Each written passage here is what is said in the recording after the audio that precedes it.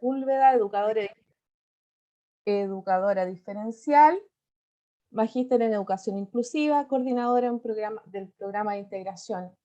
Vanila Alegre Carmona, psicóloga clínica escolar, especialista en alteraciones del neurodesarrollo, y le vamos a dar la cordial bienvenida a Camila Jiménez Maluenda, estudiante en práctica de terapia ocupacional del Instituto Profesional de Chile.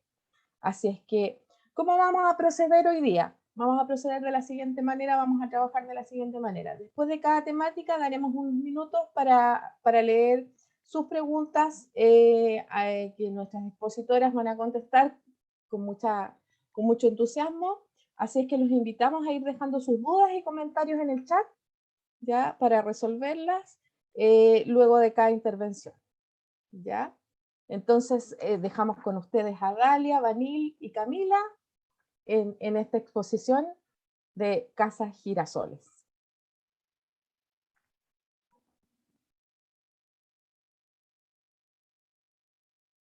Sí. Hola, hola, mucho gusto, mi nombre es Dalia Bustos. Quiero darles la cordial bienvenida nuevamente a este hermoso taller, ¿cierto?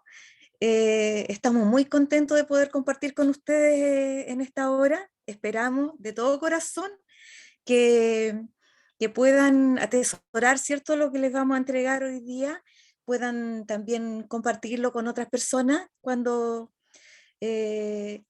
conozcan lo que les vamos a contar, lo puedan compartir también con otras personas, ya que nuestra fundación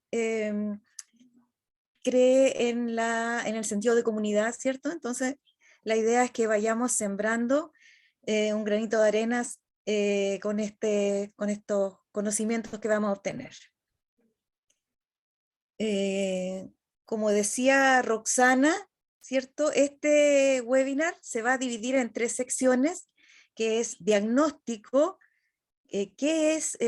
cómo se da el diagnóstico, cuáles son los tipos de diagnóstico que se dan, ¿cierto? Y esa parte la va a tomar, va a comenzar Vanil con eso. Luego vamos a ver tratamiento e intervención, y para finalizar vamos a ver algunas estrategias para la familia, escuela y comunidad. Después de cada una de estas secciones vamos a dar un espacio para que ustedes puedan realizar preguntas a través del chat, o si alguien quiere prender el micrófono. Y al final del taller igual vamos a tener un momento de compartir comentarios o cualquier cosa que a ustedes les quede alguna duda. ¿Ya? ¿Seguimos entonces? Bueno, para comenzar nos vamos a contextualizar, ¿cierto? Que el TDAH es un trastorno del déficit atencional con hiperactividad que a veces lleva una dificultad motora, una actividad extrema motora, y otras veces la actividad motora está más disminuida. Sin embargo, la atención, el foco de la atención está disperso. Es uno de los trastornos del neurodesarrollo más frecuentes en la niñez, generalmente dándose más en los niños que en las niñas.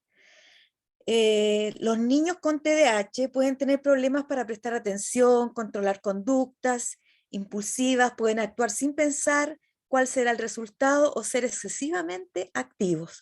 Muchas veces los papás o los profesores, ¿cierto?, nos preguntamos, este niño tiene una inteligencia normal, ve bien, escucha bien, sin embargo, va quedando atrás de repente en el desarrollo y no se sabe por qué.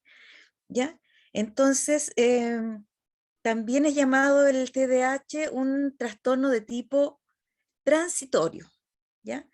Vamos a seguir entonces, ahora le doy el pase a nuestra querida amiga Vanil para que nos hable un poquito más sobre el diagnóstico.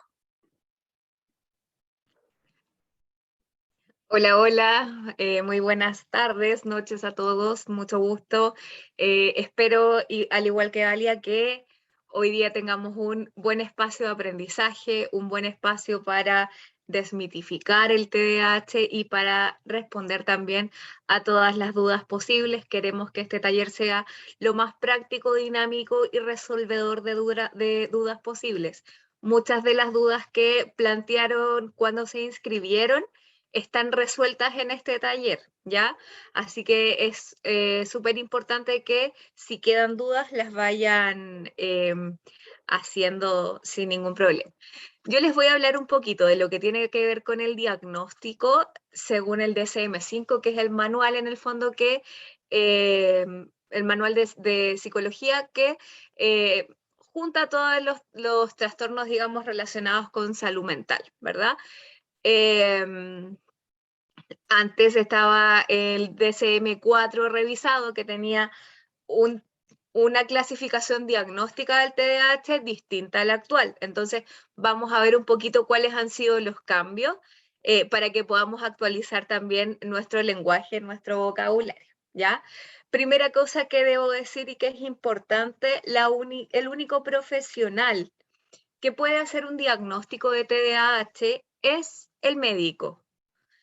Puede ser un pediatra infantil, un neuropediatra, un médico familiar, quizás podría ser un médico general con alguna especialización en infancia o ya lisa y llanamente un neurólogo, ¿ya? Pero siempre es médico. Todos los profesionales adicionales podemos hacer evaluación para establecer el tipo de TDAH, ¿ya? Porque hay tipos que los vamos a ir revisando. Pero finalmente eso es lo que necesitamos, saber antes de comenzar. Ya, con respecto al diagnóstico, esto obviamente no lo voy a leer, más que nada lo voy a ejemplificar, pero el TDAH es un patrón persistente de, por una parte, inatención y hiperactividad e impulsividad, ¿ya? Antes, el TDA, habían como dos tipos, había un TDA y aparte un TDAH, ¿ya? Eso es un tipo de clasificación que ya no existe, ahora siempre va a ser TDAH. ¿Por qué? Porque aunque no hubiese hiperactividad motora, siempre el patrón de inatención está acompañado de una hiperactividad cerebral, ¿ya? Aunque no se note en la conducta. Entonces eso ahí es bien, bien importante tener en consideración que el TDA sin la H ya no existe, ¿ya? Entonces, hablemos, el TDAH puede presentar ciertos predominios, por ejemplo, puede tener un predominio solo de inatención o principalmente de inatención, o un predominio principalmente de hiperactividad e impulsividad, o estar combinado, presentar las dos áreas, ¿ya? Cuando sabemos o nos damos cuenta que un niño tiene un predominio de inatención, son estos pequeños o adolescentes, niños, niñas y adolescentes que fallan en prestar atención a los detalles, errores por descuido, no terminan lo que empiezan. Por ejemplo, si damos una instrucción en la sala, el curso completo, no se dio cuenta que la instrucción también era para él, por ejemplo, tiene dificultades para organizar las tareas, mantener los materiales como en su lugar, se le suelen perder las cosas, suele dejar cosas por ejemplo, ir a un lado con un lápiz y después volver sin el lápiz, o volver con el lápiz de alguien más y no saber de dónde lo saqué, ¿verdad? Con frecuencia los estímulos externos, digamos, normalmente le generan como una necesidad de atender, ¿ya? De desfocalizar la atención o tener un hiperfoco, o sea, como que focalizar en distintas áreas, ¿ya? Con frecuencia olvida actividades cotidianas, puede pasar que olvide irse y dejar la puerta abierta, no sé, entre otras cosas más que podrían pasar con respecto a la inatención.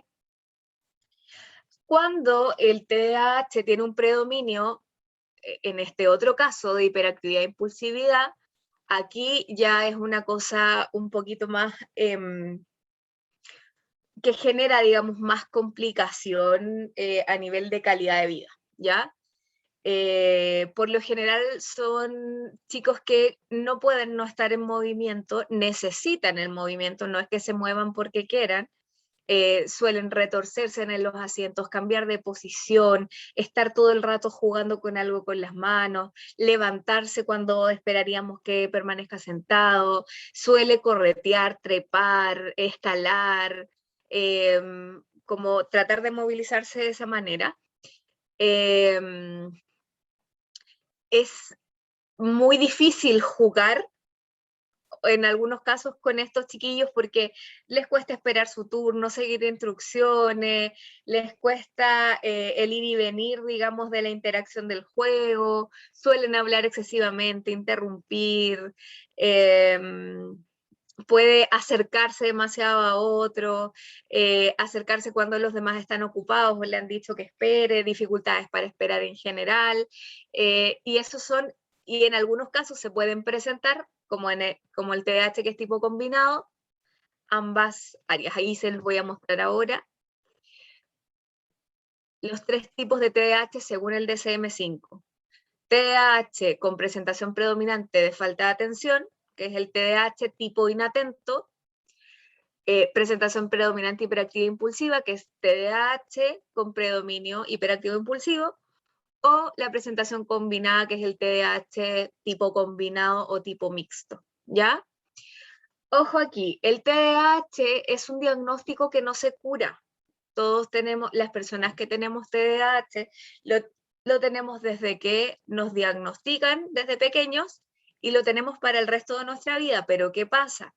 Que los síntomas, en la medida que vamos creciendo y vamos logrando adaptar nuestra vida en general, podemos, mucho más probable que hacer que los síntomas remitan, ¿ya? Por ejemplo, si yo, imaginemos que yo soy neurólogo, obviamente no lo soy, pero imaginémoslo, por favor, los invito a hacer el ejercicio. Por ejemplo, si yo atiendo a un niño a los 8 años que tiene, por ejemplo, falta de atención, hiperactividad, y yo lo diagnostico, por ejemplo, con TDAH de tipo combinado, puede ser que este niño vuelva a los 16 años sin síntomas, por ejemplo, de hiperactividad e impulsividad, pero sí falta de atención. Entonces, yo especifico que este niño de 16 años tiene una remisión de sus síntomas, que los síntomas han disminuido. Eso suele pasar cuando los niños crecen, ¿ya? Es esperable que la sintomatología disminuya o que la gravedad de los síntomas disminuya, obviamente. Antes, en el DSM-4, la sintomatología tenía que estar presente antes de los 6 años, ¿ya? Y ahora antes de los 12. O sea que la sintomatología puede empezar a surgir más adelante. Los síntomas de inatención e hiperactivo impulsivo están presentes en 2 o más contextos. Puede pasar, por ejemplo, que un niño se porte muy mal en el colegio, tenga muchas dificultades para poner atención en el colegio, pero que eso no le pase en la casa. Y ahí uno podría ponerse a pensar en por qué él presenta estas dificultades en una sola área. Por ejemplo, si lo presenta más en la casa, podría deberse a algo en el vínculo, digamos, o en la dinámica familiar, y si lo presenta solo en el colegio, quizás puede tener que ver con algo sensorial, en la medida que hay más ruido, en la medida que hay más personas, que hay más distractores, digamos, es cuando se presenta la sintomatología. Pero tiene que darse sí o sí en 2 o más contextos. Y los síntomas tienen que interferir de manera importante con el funcionamiento social, académico, laboral, o reducir la calidad de los mismos y no explicarse mejor por otro trastorno, ¿ya? Entonces, hemos terminado la primera parte que tiene que ver con el diagnóstico. Yo lo expliqué de una manera bastante escueta, pero aprovecho ahora la instancia para que nos puedan hacer las preguntas. Ahí le pido, Chani, si puedes Sí, irnos. tenemos preguntas, comentarios más que nada. Mónica Guzmán nos dice, ¿y el psicólogo no tiene la competencia de diagnosticar el TDAH? Desde mi punto de vista, tendría que ser un equipo multidisciplinario para evaluación, diagnóstico y tratamiento.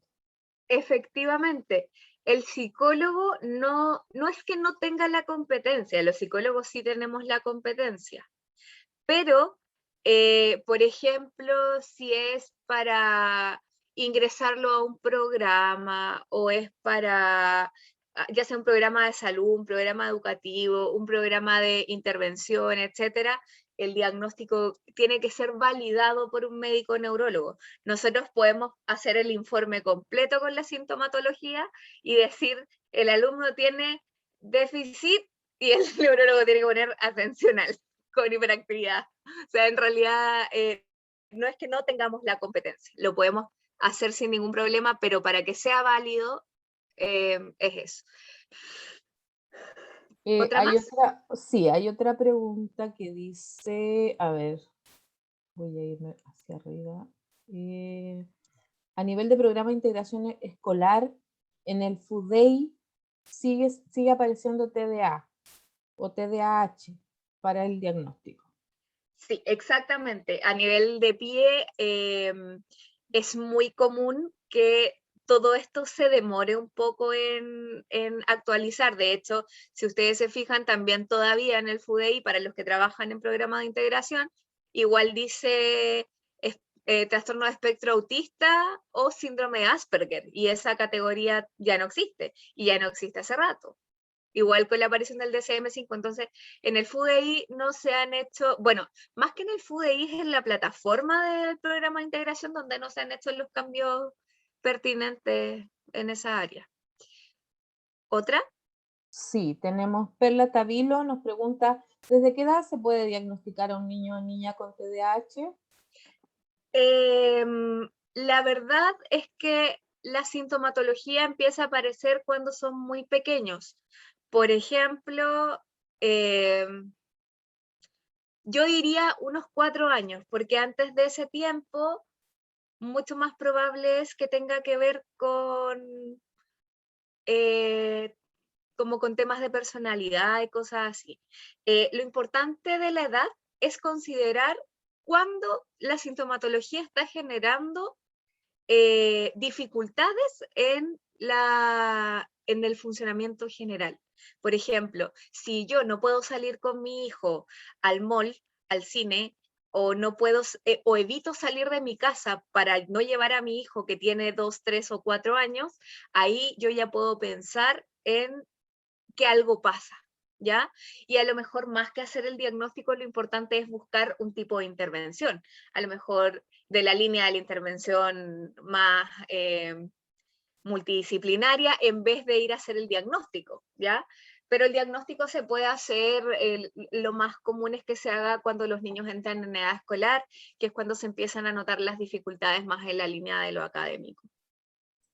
Hay más preguntas, pero las vamos a dejar para el final porque para que vayamos avanzando en el tema, ¿les parece? Sí.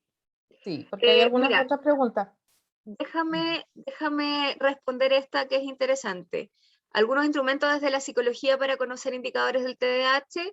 El que más se usa es el CONERS, el que yo uso y que recomiendo actualmente es el EDAH, E-D-A-H, ¿ya? Que ahí te permite saber con mayor certeza cuál es la tipología del TDAH. ¿A qué promedio se puede diagnosticar? No hay un promedio, la verdad. El diagnóstico acompaña durante toda la vida. ¿Por qué crees tú que se solicita, por ejemplo, en programas presentar la evaluación cada año? Muy buena pregunta, porque no siempre, Yubi, el diagnóstico el diagnóstico muchas veces remite los síntomas en la medida que va pasando el tiempo. Entonces, se supone que como hay una remisión de síntomas en la medida que el niño crece, es importante ir viendo si realmente aún se presentan necesidades educativas especiales. Necesariamente, si el diagnóstico genera una barrera en el aprendizaje o no. Y ahí, Y si es hereditario. hasta ahí quedo. Así es hereditario. Sí. Todas las alteraciones del neurodesarrollo pueden tener un componente hereditario. Ya aquí estamos hablando TDAH, trastornos del lenguaje, trastornos del espectro autista, tienen un componente, pero también tienen que ver con factores ambientales y por la cantidad de niños con el con alteración del neurodesarrollo que hay actualmente, que 1 de cada 54 en Chile, lo más probable es que haya algo también relacionado, no sé, pensado en la comida, en, no sé, no sé qué otra, antenas de celulares, ahí yo tengo mi hipótesis medias extrañas. Eso. ¿Sigo respondiendo preguntas o avanzo? No, avanzamos nomás. Avanzamos y deja guardaditas esas preguntas para que las respondamos al final, ¿ya? Vamos a hablar ahora de el tratamiento, de la intervención, ¿ya? Importante, como dijo alguien ahí. La intervención en el TDAH hay dos cosas importantes que considerar. Primero, que es una de las únicas alteraciones del neurodesarrollo que recomienda la medicación para el diagnóstico, ¿ya? O sea, que recomienda la medicación como un componente, como necesario en la intervención. No es el caso del TEA, no es el caso de los trastornos del lenguaje, no es el caso, por ejemplo, de la discapacidad intelectual. En el caso del TDAH, sí se recomienda tratamiento farmacológico y es más, por lo que yo he podido ir investigando, las personas con TDAH que ya son adultos, ellos dicen así como es necesaria la medicación. ¿Cuál es mi opinión? ¿Cuál es mi opinión? Ahí ¿Cómo dijiste yo la creo última que vez que se podía grabar? hay Pero un espere, que ya micrófono lo abierto. terminé grabando, pero quiero saber cómo se graba porque necesito... ¿Hay un micrófono abierto? María Irene. Eso, gracias. Entonces, es importante aquí considerar que es un tratamiento multidisciplinario, que hay buenos estudios que hablan sobre el tratamiento médico, sin embargo, importante considerar que es una decisión de la familia, ¿ya? Que no hay nada que pueda obligar a la familia a medicar a un niño, ¿ya? Y que además del tratamiento médico, porque el tratamiento farmacológico por sí solo no sirve, es necesario que vaya acompañado de intervención educativa, psicopedagógica, psicológica, y en el ámbito de la terapia ocupacional si es necesario también, ¿ya? Eso es súper importante, o sea que no puede estar una cosa sin la otra. ¿Por qué? Si tomamos solo tratamiento médico, ¿qué va a pasar? Que el niño va a dejar de tomar los medicamentos y los síntomas van a volver. Entonces el niño tiene que ir buscando estrategias para que cuando el medicamento se vaya, yo ya tenga más posibilidades de haber encontrado, digamos, de haber bajado mi ruido mental para encontrar las estrategias, ¿ya? Cosa que cuando el ruido mental vuelva, las estrategias yo ya las tengo. Ok.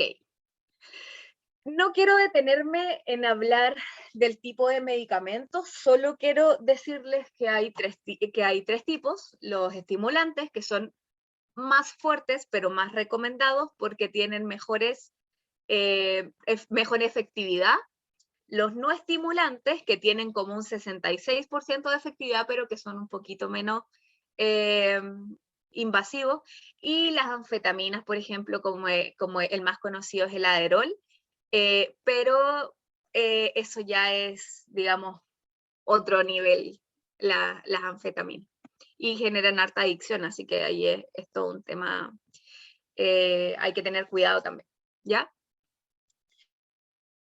De medicamentos, los más conocidos: Aradix, Neoradix, metilfenidato, Ritalin, todos esos son estimulantes, por si acaso, para que ustedes tengan más o menos la idea. ¿Qué nos vamos a preguntar para decir sobre la medicación? Primero, ¿sé todos los tratamientos que hay o solo lo voy a llevar al neurólogo? ¿Ya? Porque solo ir al neurólogo no es una opción efectiva para el tratamiento. Segundo, ¿cuánto interfiere la sintomatología con la calidad de vida? Y aquí no estoy diciendo cuánto interfiere con el aprendizaje. Una cosa es que el niño con TDAH no puede aprender de la misma manera que los demás niños, pero la otra es que como se lo digo yo muchas veces a los apoderados, es que él en la vida vaya sintiendo que todo lo hace mal, que todo el día lo retan, que todo el día molesta, que su forma de estar ahí actuando y no poder quedarse quieto molesta a los demás y que finalmente no es como tolerado y es algo que no puede evitar, ¿ya? Porque, ¿qué nos pasa? Que en la sociedad se suele creer que, yo creo que un poco desde la rabia, que los niños pueden evitar moverse o que se tienen que acostumbrar, ¿ya? Entonces eso es súper frustrante para los niños y también para la familia, ¿ya? ¿Y cuál es el costo de no medicar? O sea, preguntarnos, si yo medico a mi hijo, a lo mejor va a estar en algún momento más complicado, digamos, va a tener a lo mejor algún efecto secundario, qué sé yo, etcétera, pero ¿cuál es el costo a costa de qué no lo voy a medicar? Lo dejo a lo mejor sin medicación, pero no lo puedo llevar al colegio, no logra estar dentro de la sala, se arranca, le pega a compañeros, a lo mejor tiene, todo el día llora, todo el día se enoja, ¿verdad? No le estamos dando una buena calidad de vida a ese niño. Finalmente hay que preguntarse si, como poner en la balanza qué es más necesario, porque finalmente la sintomatología en algún momento va a remitir, pero cuando los niños son más pequeños muchas veces necesitan tener la sensación de que pueden. Es como una cosa que tiene más que ver con el autoconcepto, con el autoestima. Favorecen mucho su autoestima cuando los empezamos a felicitar, cuando ellos ven cambios en su propia conducta y los demás se lo hacen saber, digamos, ya deja de ser este niño estigmatizado que se porta mal y todo el tema. Pero más que nada es cuánto interfiere al niño. Siempre es esa la pregunta, cuánto interfiere en su calidad de vida. ¿Qué cosas se pierde por no poder hacer esto? Por ejemplo, no es que yo no lo saco a ninguna parte, tratamos de no salir porque él se porta muy mal. Eso interfiere con la calidad de vida del niño y de la familia. Ya, el objetivo aquí, ¿cuál es el objetivo del tratamiento farmacológico? Es regular los niveles de dopamina y noradrenalina en el cerebro. Ninguna otra alteración del neurodesarrollo tiene necesidad de regular niveles de distintos neurotransmisores, por ejemplo. Solamente el TDAH, que tiene, digamos, una base ahí neurológica. ¿Ya? La farmacología, como lo dije recién, por sí misma no es solución. Y siempre que se vaya a tomar la decisión de medicar a un niño, niña o adolescente con trastorno del espectro autista, perdón, con trastorno de déficit atencional con hiperactividad, es necesario estar dispuesto al ensayo y error.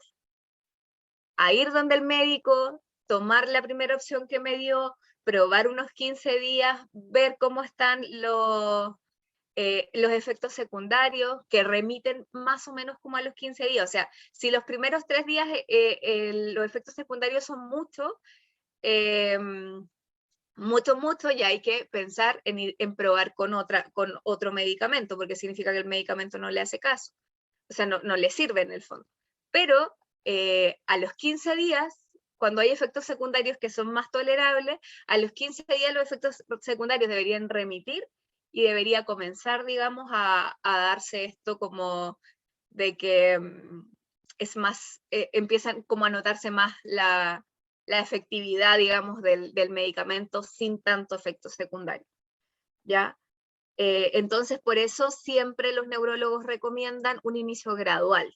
Empezamos con media pastilla por un tiempo hasta que la tolere bien, seguimos con una, pero siempre es importante considerar que, y es muy común cuando el proceso se hace bien, que si un medicamento estimulante le generó mucho efecto secundario, es muy probable que el médico lo cambie por otro que es un no estimulante, que tiene menos efectividad, pero que le va a ayudar igual, ¿ya?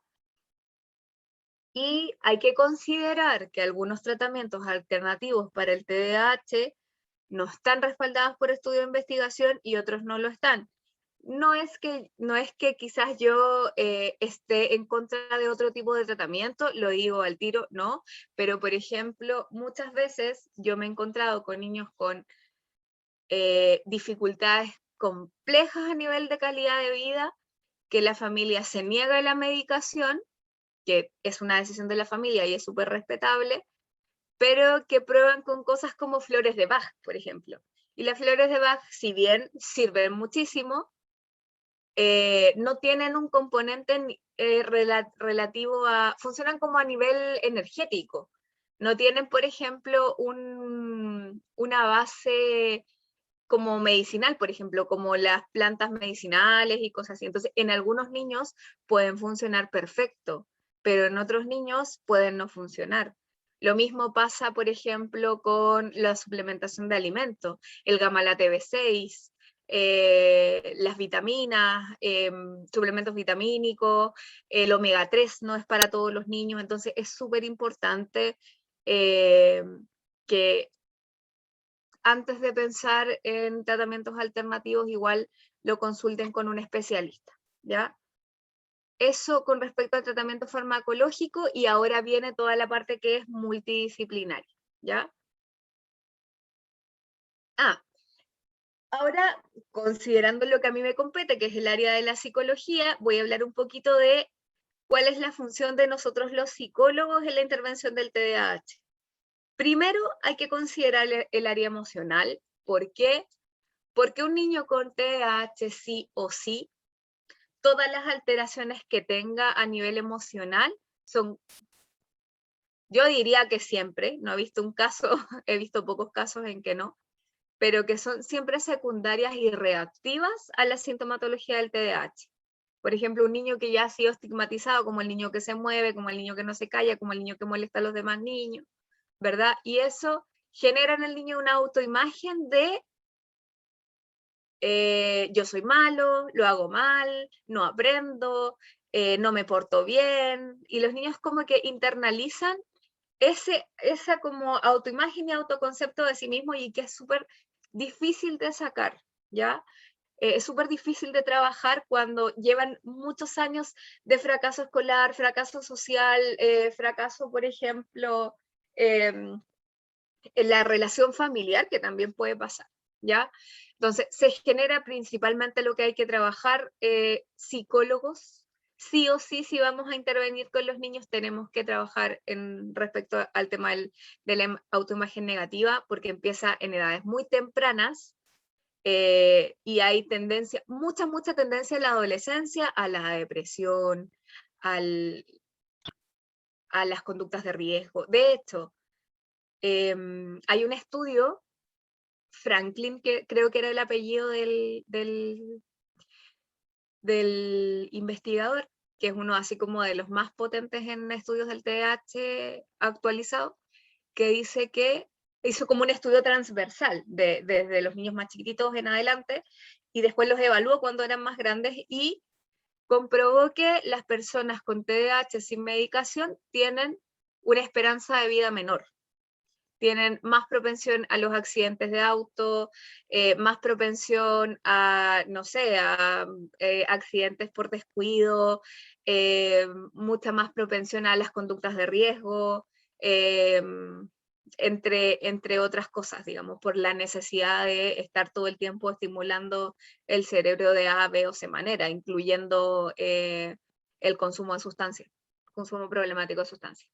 Entonces, ¿qué pasa? Desde tiempos muy pequeños los niños tienen reiteradas experiencias de fracaso en el mundo de las personas en general, ya sea en la escuela, en la casa, en la vida, en la calle, etc. Así que súper importante considerar que eso acompaña al niño desde muy pequeño, y que sí o sí influye tanto como el TDAH en su conducta, ¿ya? Y además, otra cosa interesante que se encuentra es que cada vez que el niño hace algo mal, piensa que es por él, pero si hace algo bien, no lo atribuye a que él lo hizo bien, sino como a un factor externo, como algo inestable, como, sí, a veces lo hago bien y a veces no, hoy día me salió bien, no, es que hoy día estaba, no sé, la tía más simpática, por ejemplo. Entonces, como que solamente se atribuyen como lo malo, ¿ya? Otra de las áreas en donde nosotros intervenimos, que tiene que ver con la habilitación de habilitación neuropsicológica, que es el desarrollo de ciertas habilidades que pueden estar más disminuidas, digamos, o menos desarrolladas en los chiquillos, y ahí trabajamos nosotros. Por ejemplo, una de las áreas más importantes a trabajar son las funciones ejecutivas, ¿ya? Actualmente, las funciones ejecutivas son 3 grandes áreas que están más bajitas en los chicos con TDAH. Primero, las funciones de regulación conductual, las funciones de regulación cognitiva y las funciones de regulación emocional, ¿ya? En la regulación emocional sabemos, por ejemplo, que es el control de las emociones, ¿verdad? En la regulación conductual está, por ejemplo, la inhibición, que es la capacidad que tiene el niño de evitar hacer algo, tiene que ver con los errores por descuido, por ejemplo, hacer como cosas por no mirar, conductas de riesgo por no poder parar a pensar en qué estoy haciendo o qué voy a decir, cuando digo cosas sin haberlas pensado, por ejemplo. Todo eso tiene que ver con una regulación conductual que es de la inhibición. Por otra parte, me fui para adelante, la planificación y la toma de decisiones también son parte de la regulación conductual. Y tenemos otras que tienen que ver con la regulación cognitiva, como por ejemplo la velocidad con la que los niños procesan la información, tanto visual como auditiva, la fluidez verbal. Por ejemplo, si yo le digo a un niño, ya, dime 10 nombres de mujer que terminen en A. Ya, y ese proceso de fluidez verbal suele estar igual bien disminuido en los chiquillos porque hay mucho ruido mental. Flexibilidad cognitiva, lo mismo. Impide resolver situaciones, por ejemplo, cambiar de opinión, entender. Igualmente hay dificultades para entender cuando hablamos mucho o cuando decimos muchas palabras al mismo tiempo, por eso es súper importante, entre más cortas las palabras mejor. Y también otra de las funciones ejecutivas de regulación conductual más importante es la memoria de trabajo, que es la habilidad que tenemos nosotros para mantener información como reverberando en nuestro cerebro para usarla. Por ejemplo, si yo le digo a un niño, hijo, acuérdate de, no sé, de este número, 8341. ¿Ya qué número te dije? Y que el niño pueda repetir. Ahora, una cosa es que pueda retener y la otra cosa es que lo pueda procesar. Entonces, ya, te dije 8341, ordénamelos del más chico al más grande. Y el niño te dice 1, 3, 4, 8. Entonces, y ese proceso tiene que ver con la memoria de trabajo, con poder mantener información. Mira, te muestro todo esto, ahora lo escondo, saqué 1. ¿Cuál saqué? O teníamos 4, mira, puse uno nuevo, ¿cuál puse? Por ejemplo, todo esto que tiene que ver con siempre lo auditivo y lo visual, ¿ya? Hay patrones muy específicos que nos muestran que hay chicos que tienen mejores habilidades para lo verbal que lo visual. Eso no tiene nada que ver con este mito de que los niños son visuales, auditivos o kinestésicos. Simplemente que hay niños que tienen mejores habilidades para procesar la información visual y otras para procesar la información auditiva, ¿ya? No significa que no aprendan de la otra forma. Ahora sí, viene Alia con lo que tiene que ver con cómo se hace la intervención psicopedagógica.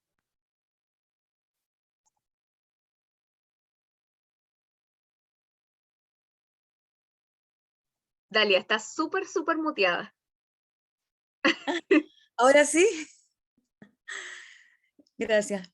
Bueno, después de haber escuchado estas explicaciones tan detalladas de nuestra amiga Vanil, vamos a conversar algunos detalles de la intervención psicopedagógica. Más adelante vamos a dar algunas estrategias también para el aula. Ya, una vez que el médico ha dado el diagnóstico, ¿cierto? Que se ha hecho la intervención a lo mejor con psicóloga, ¿cierto? Con alguna terapia alternativa. Tenemos que enfocarnos también en la parte más pedagógica, ¿cierto? En este caso vamos a dar algunas intervenciones psicopedagógicas que tienen que ver más que nada con el desarrollo, ¿cierto? Con fortalecer la atención, la concentración, la memoria, ya sea memoria verbal, visual, la memoria de trabajo, y para eso nos van a servir todas aquellas actividades que tengan que ver con el desarrollo de estas habilidades, tales como rompecabezas, secuencias, ejercicios puntuados, identificar el error, ¿cierto? Actividades de escaneo visual, por ejemplo, observar al niño una pared, por ejemplo, o una pantalla con algunos elementos, luego apagar la pantalla o que se dé vuelta en contra de la pared y que te diga qué cosas vio, por ejemplo. Algo que es muy bueno también para desarrollar estos temas que tienen que ver con memoria, atención, concentración, son las sopas de letras, los crucigramas con dificultad creciente. Todo esto va a depender de la edad del estudiante, ¿cierto? Trabajos de sinónimos y antónimos, completar la frase, analogías verbales, analogías visuales y otro ejercicio de fluidez verbal, ¿cierto? Algo también que es súper importante de trabajar en la intervención de un chico, ¿cierto?, con TDAH, es el asunto de seguir instrucciones, ya seguir instrucciones en complejidad creciente, según la edad del estudiante también. Ya el seguir instrucciones, sobre todo para los más pequeños, les sirve mucho para después poder seguir las instrucciones del profesor, de las actividades en la sala de clases, ¿cierto? Memoria de trabajo auditiva y visual, como decíamos recién, está el juego del eco, del mensajero, cadena de palabras, cazador de palabras. El mensajero, ¿cierto? El estudiante se le dice una palabra y él tiene que ir a entregar a otro estudiante la palabra y el otro estudiante le tiene que agregar un concepto relacionado con la palabra, ¿cierto? Y al final pierde el que no le agrega ningún concepto. Coordinación visomotora, buscar detalles, clasificar, laberinto. Podemos utilizar aquí el Buscando a Wally, ¿cierto? Hay otros libros ahora que son los buscando, por ejemplo, Buscando a Dalia, y sale una imagen mía, ¿cierto? Yo tengo que encontrarla. La coordinación visomotora, buscar detalles, clasificar laberintos, como decía. Y esta es súper importante también, este tipo de intervención en relación a la relajación y el control de impulsividad. Técnica de globo, técnica de la tortuga, una carrera muy lenta, ¿cierto? Mi propio animador, que son algunos como juegos, ¿cierto? El uso de actividades de yoga también sirve mucho para que los niños logren centrarse, logren el equilibrio emocional, ¿cierto? Como decía la maestra, nuestra amiga Vanil, ¿cierto? Ellos de repente tienen mucha la habilidad emocional. Entonces, estas actividades de yoga, de relajación, meditación, música relajante, también es un tipo de intervención que podemos utilizar, ¿cierto? En realidad podemos utilizarlo con cualquier estudiante que necesite concentrarse, relajarse, pero son las que se utilizan mayormente para estudiantes con TDAH, ¿cierto? Incluso estas actividades muchas veces se trabajan con niños en forma individual o en grupos pequeños. Sin embargo, últimamente se están incorporando también en la sala de clase estas actividades de relajación o actividades como de inicio, de activación, por ejemplo, también actividades mentales, se están incluyendo ya en las salas de clase, sobre todo donde hay educadoras diferenciales, ¿cierto? Ellas toman esa parte como de activación mental o de relajación, ¿cierto? Donde hay estudiantes con TDA. Más adelante vamos a hablar algunas estrategias que tienen que ver con el aula de clase, ¿ya? Le doy el pase entonces ahora a nuestra querida amiga Camila, estudiante en práctica de terapia ocupacional. Hola, hola, ¿cómo están? ¿Se escucha bien? ¿Sí? Sí, bueno, ya me presentaron, así que no voy a dar mi nombre. Bueno, como bien dijeron, yo soy estudiante en práctica de terapia ocupacional, ya estoy a punto de egresar, exactamente un día. Así que vamos a hablar de lo que tiene que ver la intervención desde la terapia ocupacional. ¿Ya?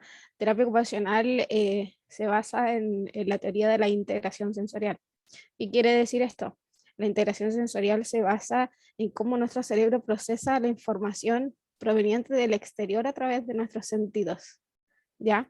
Es cómo percibimos el mundo como tal y cuál es la respuesta que generamos a nivel cerebral y dentro de una normalidad, entre comillas, se espera que uno siempre tenga respuestas adaptativas frente a las exigencias que requieren las demandas y las actividades que nosotros realizamos diariamente. Aquí voy con esta respuesta adaptativa. Por ejemplo, si lo ponemos en un contexto escolar, un niño debería adecuarse a una sala de clase, a estar en la mesa, a sentarse, a tener concentración, a tener atención y todas esas cosas por el estilo. Eso sería una respuesta adaptativa. Y cuando se generan disfunciones a nivel de integración sensorial, es decir, que nuestro cerebro no registra o no modula nuestros sistemas sensoriales de forma adecuada, se genera esta disfunción a nivel de integración sensorial que se va a ver repercutida en actividades de la vida diaria, tan cotidianas, inclusive en la casa. Y como todas las cosas que menciono, por ejemplo, Vanil, se van a ver repercutidas a través de esta difusión a nivel de interacción sensorial. Por supuesto, ¿puede avanzar, por favor? Por supuesto, en terapia ocupacional cabe destacar que el terapeuta generamos pautas para hacernos una idea del perfil sensorial del niño, porque obviamente todos los niños son distintos. Estas pautas siempre dan una perspectiva de qué es lo que está buscando el niño, así lo interpreta el terapeuta, como por ejemplo cuando está en búsqueda de movimiento. Esto es lo que nos va a dar estas pautas. Y ahí uno puede hablar de que se genera una respuesta desadaptativa, como yo lo decía anteriormente. Entonces los planes de intervención siempre van a ir basados bajo este perfil sensorial, ¿ya? Pero ojo que las estrategias que uno da como terapeuta no sirven para todos los niños, por supuesto, porque todos tienen sus características, los perfiles sensoriales, como mencioné. Entonces hay que ir conociendo. Las pautas estas que mencionaba se aplican tanto a nivel de escuela como a nivel de hogar. ¿Ya? Si el niño está en un sistema escolar, los profesores también responden a este cuestionario, que ayudan a crear un mejor perfil del niño y ver las necesidades, por ejemplo, que tengan el contexto escolar. Y por consiguiente, el padre también contesta un cuestionario, ¿cierto? Con la especificación de lo que es su entorno en el hogar. ¿Ya? Las estrategias del terapeuta siempre son sensoriales. Como bien decía Vanil también, los chiquillos siempre son catalogados por ser hiperventilados, es la mala palabra que se utiliza. Y no es así, no es porque ellos quieran. Ellos buscan este movimiento o esta actividad constantemente porque la necesitan. No porque ellos quieran o por terco como se puede denominar, no, su cuerpo le está pidiendo esta sensación y ellos tienen que proveerla. Sucede muchas veces, claro, en los colegios o cuando falta información se suprime esta búsqueda de este estímulo que están buscando los chiquillos y no es una herramienta adecuada. Porque como mencioné, no es porque ellos quieran, sino porque lo necesitan. Entonces el terapeuta ocupacional trabaja a través de diferentes estrategias. Podría mencionar muchas, pero entender que hay tanto estrategias como dietas sensoriales. ¿Ya? Las estrategias son mucho más basadas, como por ejemplo el colegio, como la imagen que ustedes aprecian ahí, el colocar una banda elástica en la silla, ahí le propiciamos el movimiento que tiene que ver con sus extremidades inferiores y hablamos específicamente de un sistema propioceptivo, ¿ya? Y el otro que ustedes ven donde están sentaditos en la pelota terapéutica, también propiciamos lo que es el sistema vestibular y propiocepción. ¿Ya? Ambos buscan generar el movimiento en el niño, en el niña. Hay estudios científicos que comprueban que el movimiento genera una atención más prolongada en la actividad. ¿Ya? Entonces, por ejemplo, yo les puedo dar ejemplos de cuando uno está en práctica interviniendo. Hay chiquillos que llegan con mucha búsqueda de estímulo, buscan constantemente sentir estas sensaciones y uno, por supuesto, no puede suprimir esta búsqueda de estímulo, sino que tiene que proveérselo, pero bajo estrategias. Eso es muy importante. Porque yo, por ejemplo, les puedo decir, pueden propiciar, por ejemplo, una estrategia de utilizar el columpio, que se beneficia al sistema vestibular. ¿Ya? ¿Y qué es el sistema vestibular? El sistema vestibular está encargado de tener conciencia de los movimientos de aceleración y desaceleración, por ejemplo, del movimiento de nuestra cabeza, del equilibrio, del movimiento de nuestros ojos, de todas esas cosas. Y es un sistema que regula bastante cuando buscan movimiento, pero estos movimientos, por ejemplo, en un columpio se deberían hacer de forma graduada y de forma pendular. No pueden ser tan exacerbados porque si no aumentaríamos esta excitabilidad del niño, por ejemplo. ¿Ya? Hay otra diapo, Ani, no me acuerdo si existe otra.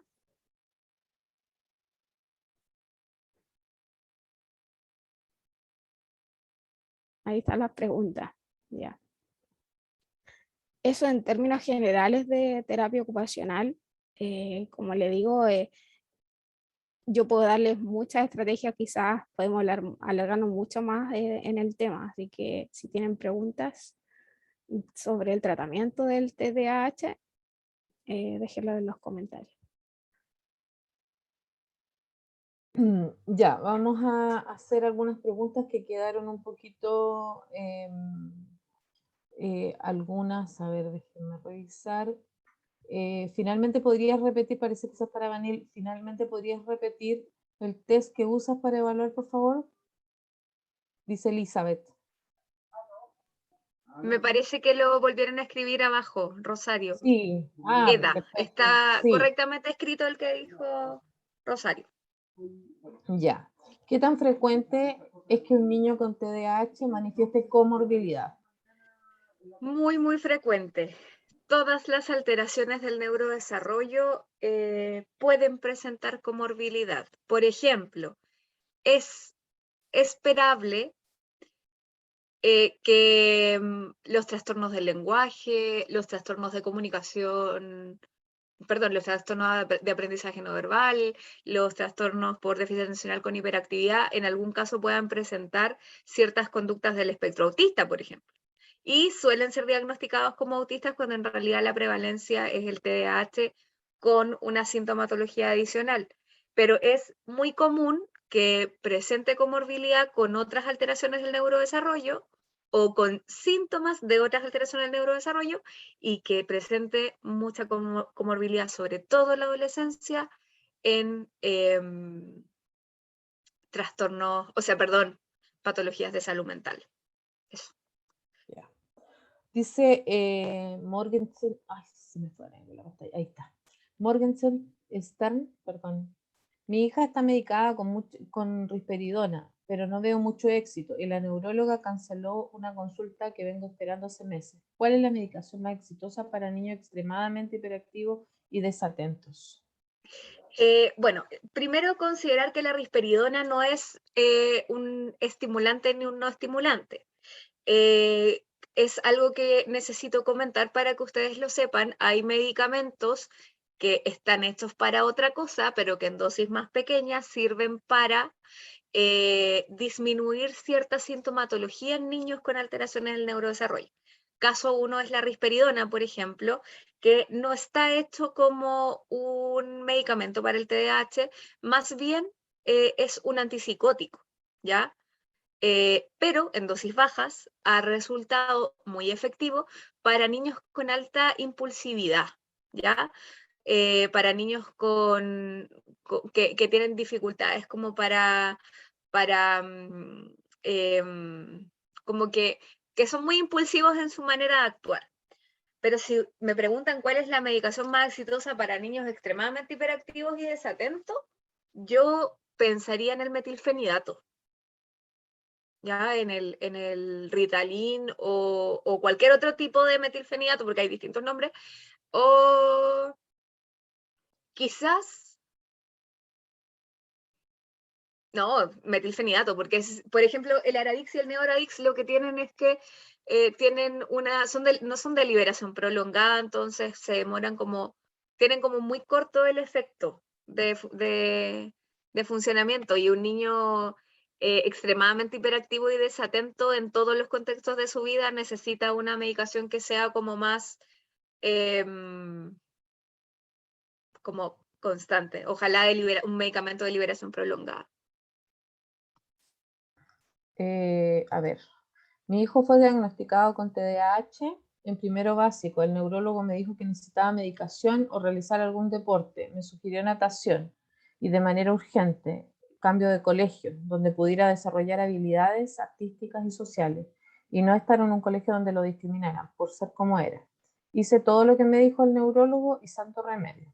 La educación es más que nada un comentario. La educación en Chile discrimina a los niños según su diagnóstico, sobre todo en el TDAH, no encaja con el estilo de educación chilena tan arcaico, donde pretenden ser que todos los niños aprendan igual.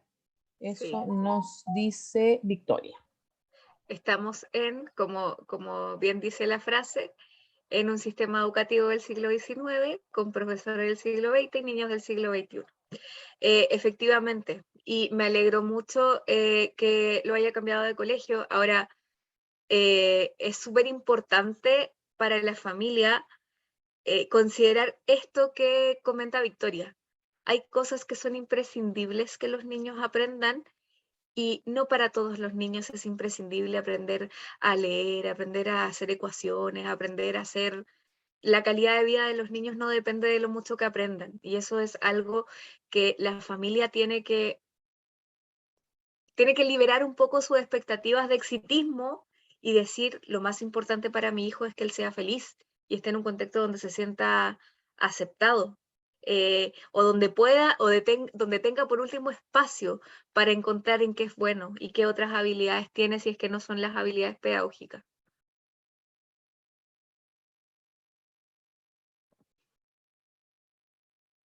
Eso. Chani, si estás hablando, estás silenciada. Ahí sí, ahora sí. No, que vamos a ir avanzando porque hay una pregunta Ok, para Camila, pero tiene que ver con estrategia. muy Y las bien. otras las vamos a dejar para el final para poder avanzar. Ujú.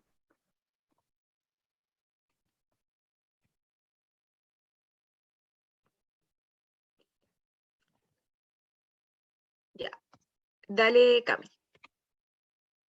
Bueno, acá vamos a hablar un poquito de las estrategias que tienen que ver en el contexto de familia, escuela y comunidad.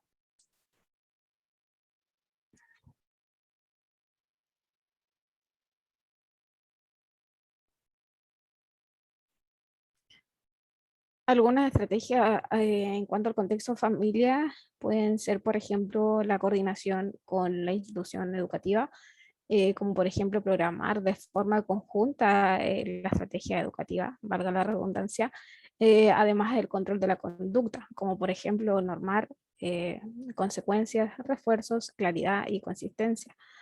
Además, establecer rutinas y organización del tiempo, el desarrollo emocional, autoestima y social. Técnicas específicas, como por ejemplo las autoinstrucciones, la relajación. Aquí me pido la palabra en inglés. Mindfulness es la palabra. Y también hay otra que se llama Brain Gym, que es gimnasia cerebral. Ya. Dos estrategias que sirven mucho para el TDAH. Además de controlar y contener la propia angustia.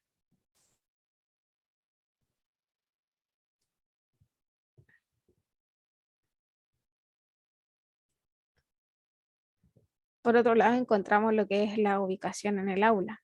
Ambientes estructurados, motivadores y predecibles. Reducir y o fragmentar las actividades. Verificar la comprensión de las instrucciones. Negociar un uso de objetos y conductas moduladoras. Y modificar estrategias expositivas. Y ahora viene Dalia con más estrategias para la escuela. Sí, bueno, las estrategias para la escuela, tenemos que considerar que en las escuelas hoy en día tenemos estudiantes con variadas necesidades educativas especiales. El profesor que trabaja solo en aula ya no puede trabajar solo en aula un profesor. Eh, a pesar de que todavía, ¿cierto? Se trabaja solo en aula, pero vamos caminando hacia el trabajo en equipo de aula.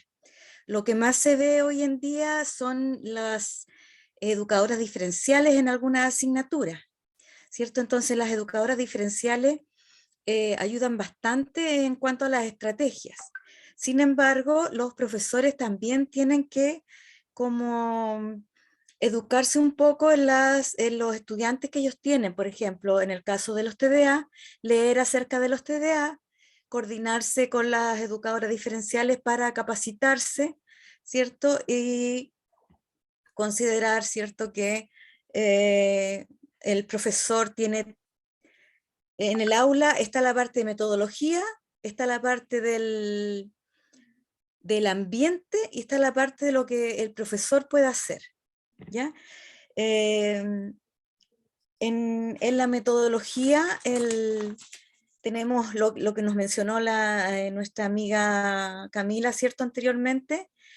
También tenemos la utilización de claves corporales para redirigir la atención. Claves corporales típicos. Yo sé que muchos de los profesores que pueden estar escuchándome, yo sé que lo hacen, y muchas veces lo hacen por instinto. Pero, por ejemplo, esto de aplaudir, ya atención niños, o ponga atención Pedrito, o Juanito, qué sé yo, esas son claves corporales, o cuando uno chasquea los dedos, o la voz a veces uno la baja un poquito y después la resalta para llamar la atención, ¿cierto? También tenemos resaltar lo importante, lo verbal y lo escrito, sobre todo cuando hacemos estas clases más expositivas, ¿cierto? Que no estoy diciendo que estén malas las clases expositivas tienen que estar también dentro del aula. Ahora, si es solo clase expositiva, ahí tendríamos que entrar a conversar, porque tenemos que tener diversas formas, ¿cierto? Formas variadas de presentación de la información, etcétera. Entonces tenemos que no solamente utilizar las clases expositivas, pero cuando las utilizamos y tenemos estudiantes con TDAH en la sala, tenemos que considerar que las explicaciones que van dentro de esta clase expositiva tienen que ser explicaciones sencillas, precisas, destacar desde un comienzo lo principal de la exposición. Destacar lo importante, ya sea en forma verbal, ¿cierto? Hablando más fuerte cuando vamos a hablar de algo importante, y en la parte escrita, utilizar colores, ¿cierto? Destacar lo importante, a lo mejor otro tipo de letra, considerando que tenemos, ¿cierto?, los estudiantes con TDAH. Pero en lo que es escuela, yo siempre he dicho que todas estas estrategias para niños con TDAH, para niños con espectro autista, para niños con trastornos del lenguaje, para niños con dificultades de aprendizaje, estas estrategias al final sirven para todos, todos los estudiantes de una sala de clase, porque los niños tienen como diferente estado, en un momento están poniendo más atención, en otro no tanto, entonces estas estrategias al final sirven para todos. Las consideramos, ¿cierto?, con mayor importancia cuando tenemos estudiantes con TDAH en la sala, pero al final igual sirven para todos. La lectura, en la lectura lo ideal que sean textos cortos y significativos, es decir, que sean textos que tengan que ver a lo mejor con la vida real o las experiencias de vida que tengan los chicos. Si son textos, no sé, si son cursos de niños adolescentes, por ejemplo, que tengan que ver con las cosas de adolescentes, si son niños pequeños que tengan más que ver con las cosas que les pasan a los chicos más pequeños que están entrando recién al colegio, ¿cierto? Eso también en los ejemplos que uno da en la sala también tienen que ser ejemplos que tengan que ver con la vida cotidiana de los chiquillos. Motivación y autoestima. La motivación es tan importante en la sala de clase y el profesor, cuando entra a la sala, ya está empezando a motivar. Si tenemos un profesor que entra a la sala ya desganado, los estudiantes no se van a motivar. Hay profesores que a veces dicen, pero es que los estudiantes tienen que motivarse. Pero uno también como líder de la sala de clase tiene que entrar con una actitud motivadora. Es distinto que entre un profesor, ¿cierto?, con la cabeza agacha, los hombros abajo, ¿cierto?, que mira al suelo, a un profesor que entre caminando con ganas, ¿cierto?, mirando a los estudiantes, saludando. De ahí empieza la motivación. Y la autoestima, por supuesto, como nos decía nuestra amiga Vanil, aquí hay mucho daño y hay niños que llevan toda una vida escolar con daño en su autoestima y en su autoimagen. ¿Hoy qué pasó?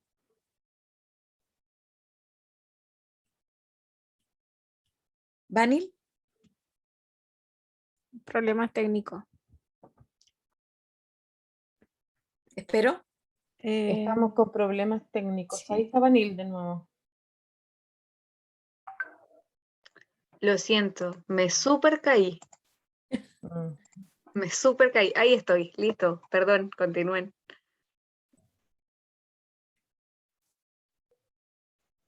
Todavía no veo. Ahí sí. Ya como está comentando recién, el asunto, el tema de la autoestima es un tema súper importante porque hay niños que llevan toda una vida escolar con problemas de autoimagen.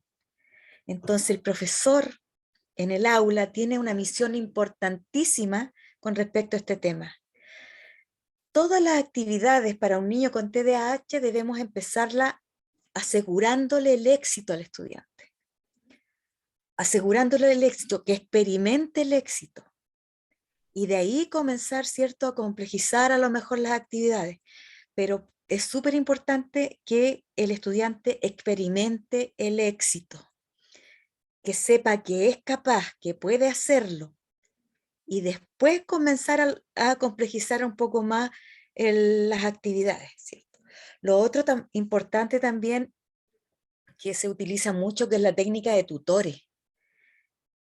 Tutores de los mismos compañeros, o sea, sentar a los estudiantes con un compañero que nosotros sepamos que va a ser un aporte para el estudiante, que lo va a ayudar a lo mejor dictarle si se queda atrasado, o ayudarle a terminar alguna tarea, o si no entendió algo que le explique en el asiento, ¿cierto? Esa técnica yo lo he visto que ha dado muy buenos resultados. A veces pasa que los estudiantes no quieren como ayudar mucho al compañero, porque es molestoso, no sé por qué, pero ahí uno como docente tiene que utilizar la estrategia, ¿cierto?, como para motivar al curso a trabajar con los compañeros, a cooperar, a hacer trabajo colaborativo, a hacer trabajo en equipo, y trabajar esas habilidades blandas también que se necesitan, la empatía, ¿cierto? La amabilidad, la empatía, el compañerismo, etc. Reforzar conductas adecuadas, evitar recriminar verbalmente, ignorar o redirigir la hiperactividad. Creo que vi una pregunta por ahí que tenía que ver con cómo lo hacemos cómo lo hacemos con los niños que tienen una expresión verbal demasiado fluida. Esto tiene que ver con cómo moderamos esas conductas que no queremos que sucedan en la sala. Lo que yo les puedo decir sobre eso, que cuando nosotros queremos eliminar una conducta o redirigirla o disminuirla, lo importante es bajar la atención en esa conducta y poner la atención en la conducta que nosotros realmente deseamos. Lo que pasa muchas veces que uno a veces dentro de la dinámica de la clase, qué sé yo, el niño que se para, el niño que habla mucho, lo que hacemos es retarlo cada vez que se para, retarlo cada vez que habla mucho. Y lo que estamos haciendo con eso, mi amiga Vanilla ahí me puede, ¿cierto?, apoyar ahí. Lo que estamos haciendo con eso es reforzar esa conducta. Si nosotros queremos reforzar la conducta contraria, ya que el niño hable cuando tenga que hablar, que el niño no se pare tanto del puesto, tenemos que reforzar esa conducta. ¿Y cómo la podemos reforzar? Bueno, yo les puedo recomendar, ¿cierto?, que podemos utilizar los contratos, las fichas, los puntos, ¿cierto? Cada ciertas fichas yo te voy a dar un premio, cada ciertos puntos que tú logres yo te voy a dar un premio. Vamos a hacer un contrato, ¿cierto? Tú vas a hacer esto, yo voy a hacer esto otro, y si el niño cumple con el contrato, hay que cumplirle con lo que uno le prometió también. ¿Ya? Así funciona la regulación de estas conductas. Bueno, sabemos que en la sala igual siempre hay muchos niños, pero por eso necesitamos, si tenemos educadoras diferenciales en el colegio, apoyarnos con las educadoras diferenciales. No pensar que la podemos hacer todas en la sala. El profesor de asignatura, el profesor jefe de los niños más pequeños, siempre va a necesitar de algún apoyo. Ya tenemos ahora prueba escrita. Bueno, esto tiene que ver con... Bueno, hay algunos libros que hablan todavía de las adecuaciones curriculares, ¿ya? Que tienen que ver con modificar un poco las pruebas escritas a través de la temporalidad, la segmentación, la alternancia, ¿cierto? Darles más tiempo, parcializar la prueba, ¿cierto? Hoy en día sí, lo que se está usando en las salas es la planificación diversificada, que nos lleva a una clase diversificada, que si estuviera bien hecha, ¿cierto?, el estudiante no necesitaría una adecuación curricular. Pero ¿cuándo la usamos esa adecuación curricular? Ya sea en las pruebas escritas, los trabajos evaluados, qué sé yo, la utilizamos cuando, a pesar de tener una planificación diversificada, a pesar de tener una clase diversificada, a pesar de utilizar las recomendaciones del DUA, ¿cierto? A pesar de tener una educadora diferencial en la sala, el niño no ha logrado el aprendizaje, ahí recién nosotros aplicamos una adecuación curricular. ¿Ya? En los programas de integración, ¿cierto? Lo que llamamos el PAI también, el Plan de Educación Individual, y el PASI, el Plan de Educación Curricular Individual, ¿cierto? Pero primero lo que hay que fortalecer desde el equipo de integración, desde los equipos de aula, es la planificación diversificada para lograr una clase diversificada. Y con eso deberíamos lograr que el estudiante alcance el aprendizaje.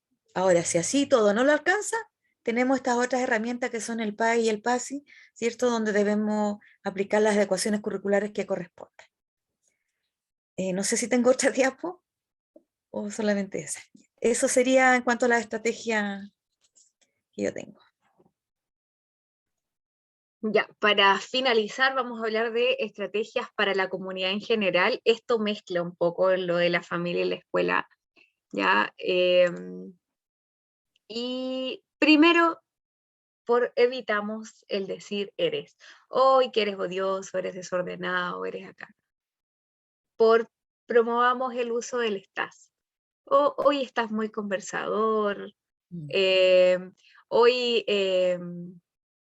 Hoy estás, por ejemplo, un poco nervioso, hoy estás más inquieto, por ejemplo, que ayer, no sé, hacer esas conversaciones, pero solo si es necesario.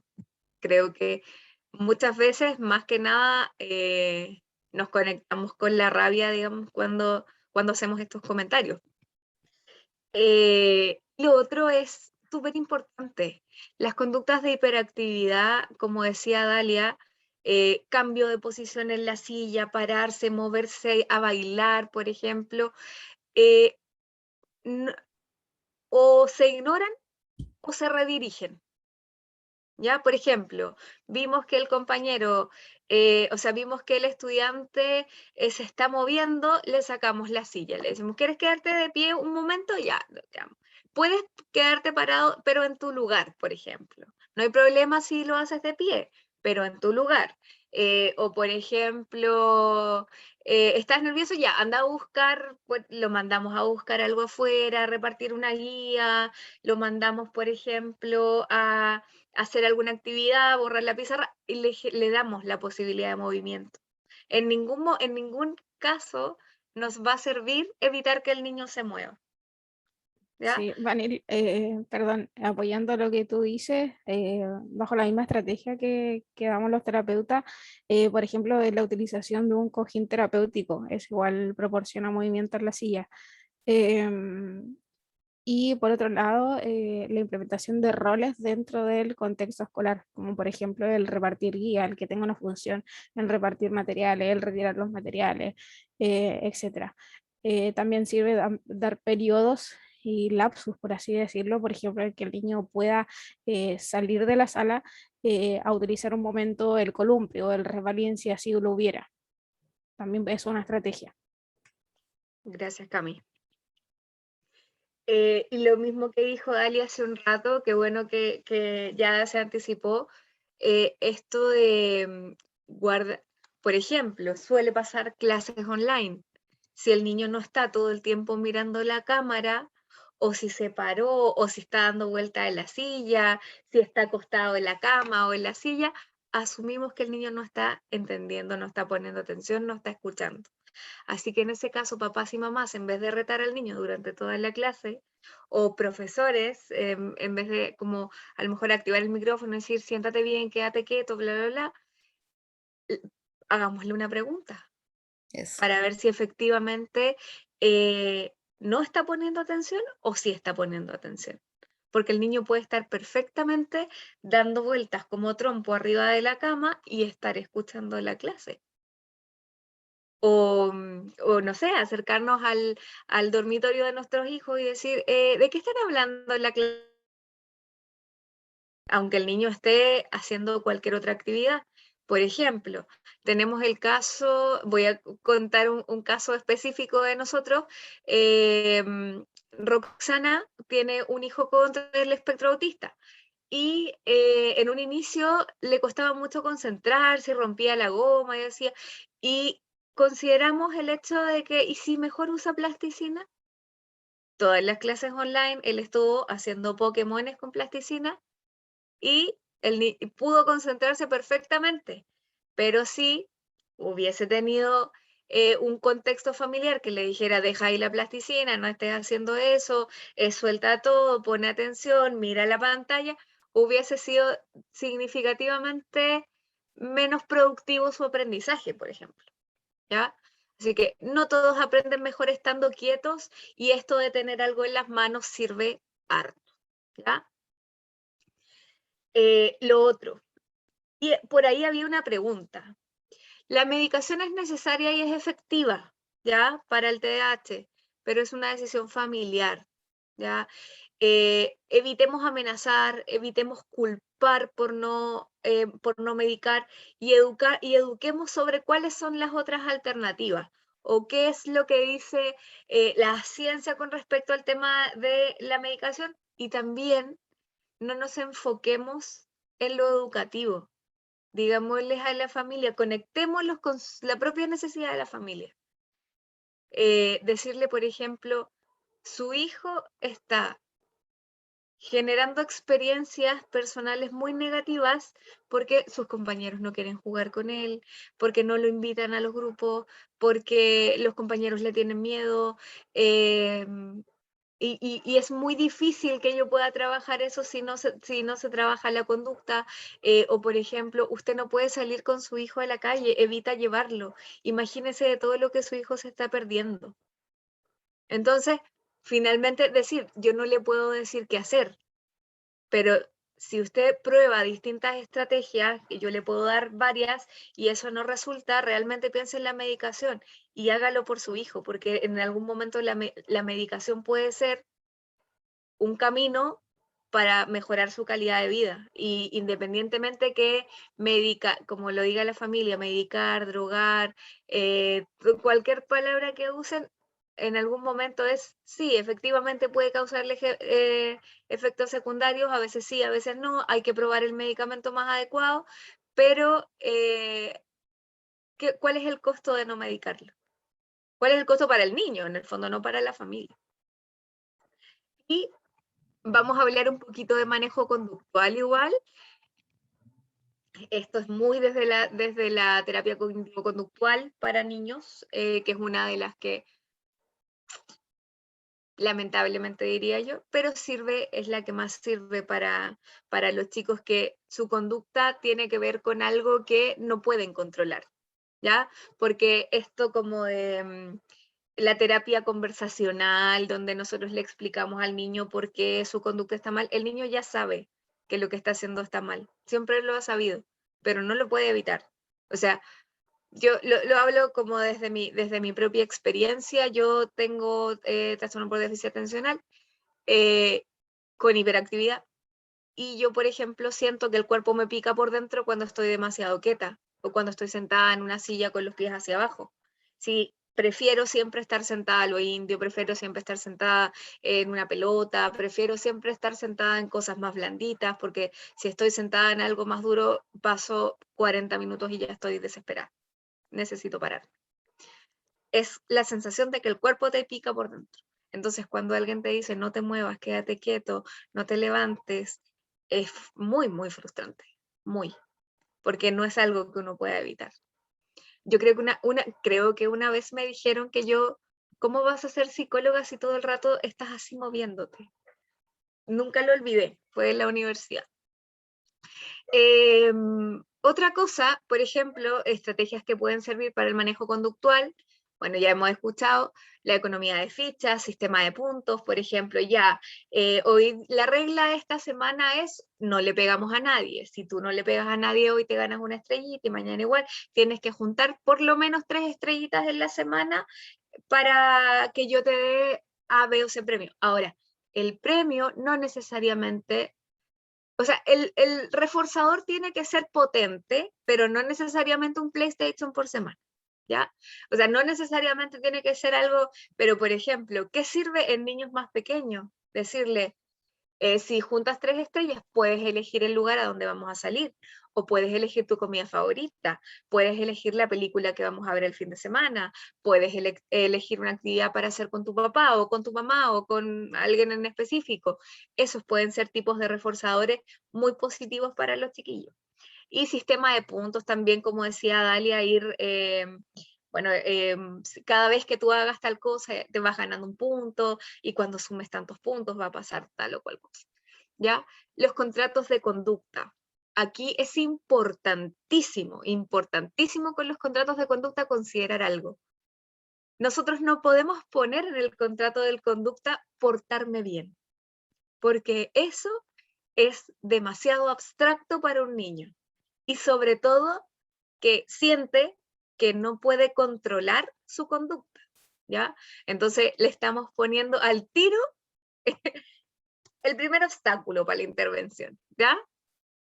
La técnica del tiempo fuera, que es cuando lo llevamos a un lugar fuera del espacio como para extinguir la conducta. Ojo que el tiempo fuera está recomendado que sea 1 minuto por año. Si el niño tiene 4 años, lo dejamos 4 minutos. No más que eso, no lo dejamos 20 minutos, no lo dejamos 30 minutos. Es importante que se respete que sean tiempos cortos, y que después que se acabó el tiempo fuera, el niño no pierde el amor de la familia, ni de la mamá, ni de papá. No le hago la ley del hielo después de que terminó el tiempo fuera. Me acerco, le digo que bien esperaste, recuerda que no puedes pegar,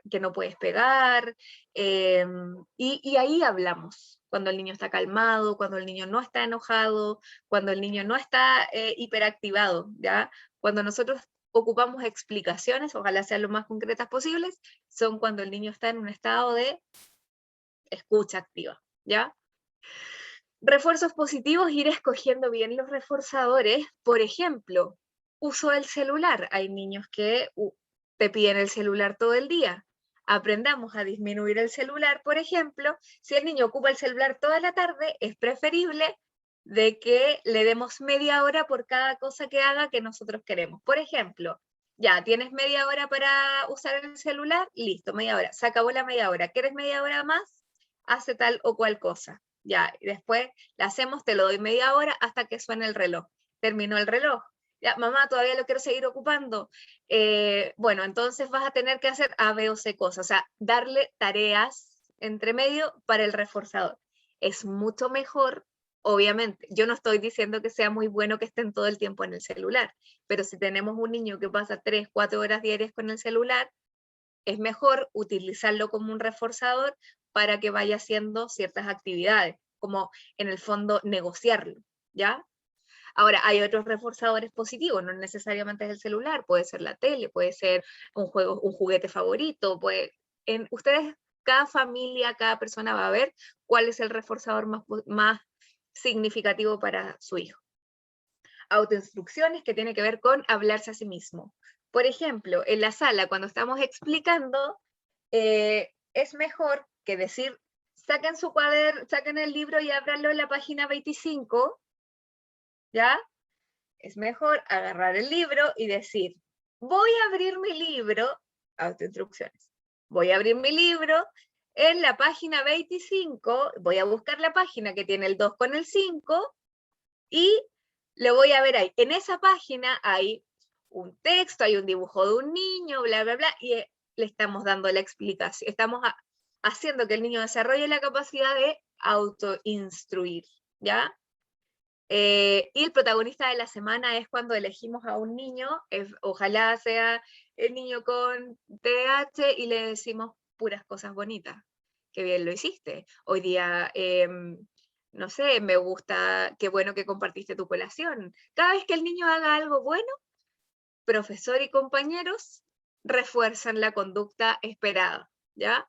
Y el otro es la técnica de la tortuga, que se enseña como un cuento, que es que el niño, cuando está muy enojado, cuando tiene muchas ganas como de desfogar energía, aprieta todos los músculos del cuerpo, contando hasta una cierta cantidad de tiempo, puede ser 10 o 20, y después suelta.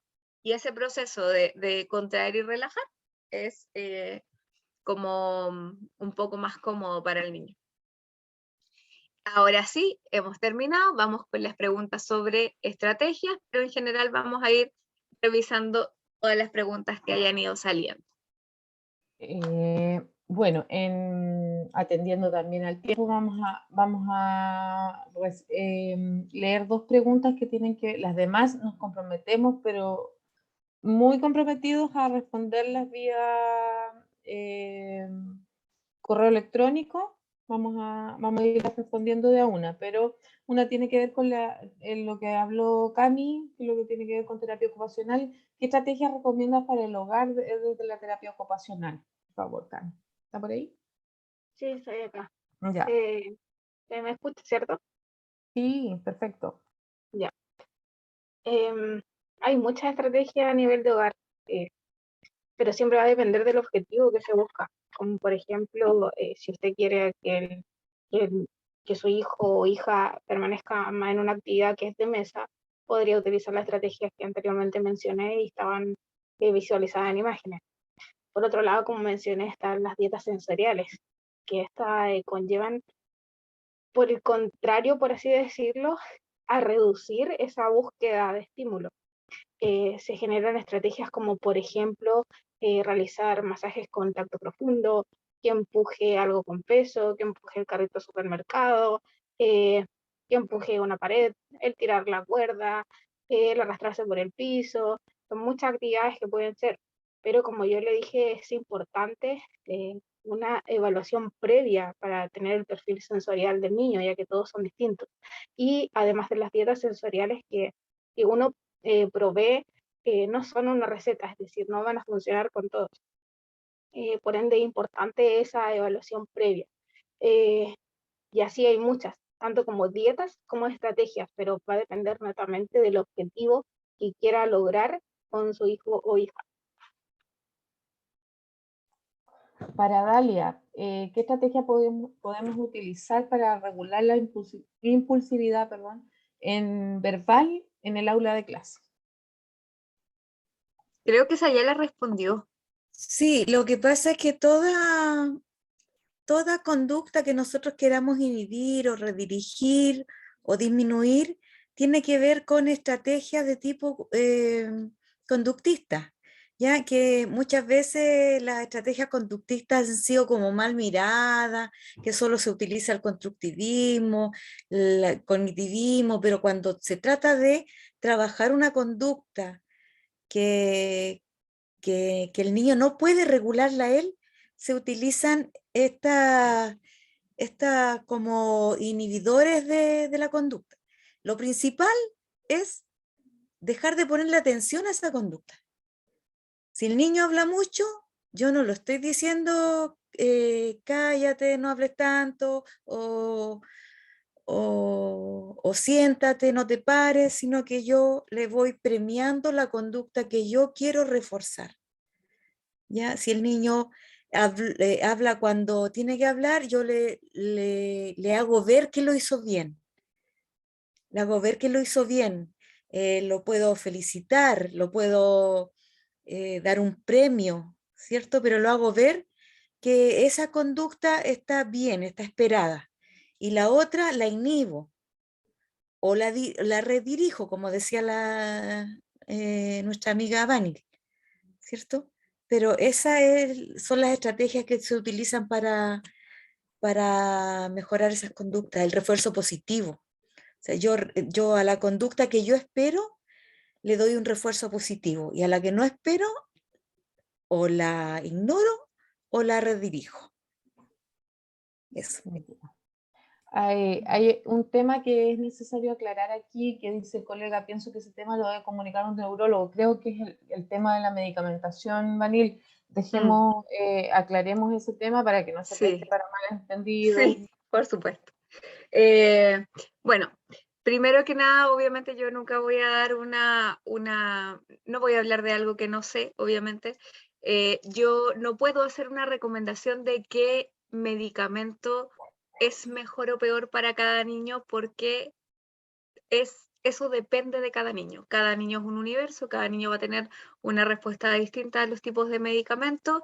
Si me preguntan a mí cuál es el mejor medicamento para la hiperactividad así como mayor, yo entiendo que es el metilfenidato. Ahora, puede ser que no, puede ser que lo no le resulte. Por eso es súper importante colaborar con el médico, o sea, ir al neurólogo, probar los medicamentos, evaluar la efectividad, y si es necesario modificar, modificamos en realidad.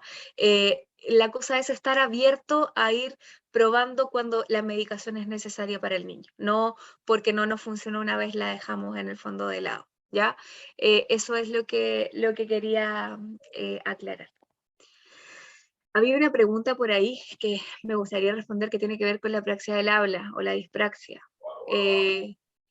Que si va acompañada con, bueno, primero TDAH siempre tiene hiperactividad, fue lo que dijimos en un principio. Si la apraxia o dispraxia del habla va acompañada con TDAH, puede tener una comorbilidad, sí, pero hay muchas cosas que pueden tener con la apraxia o dispraxia, porque esto tiene que ver con una dificultad en planificar, ya sea movimientos o verbalizaciones, digamos que es como que el cerebro no sabe planificar la manera en que se van a como hacer la coordinación que se necesita para hablar o para moverse. Puede sí y puede que no, ¿ya? Eso depende de cada niño. Eso. Ya. Mire, establecemos un compromiso entonces de leer cada una de las preguntas que quedaron, porque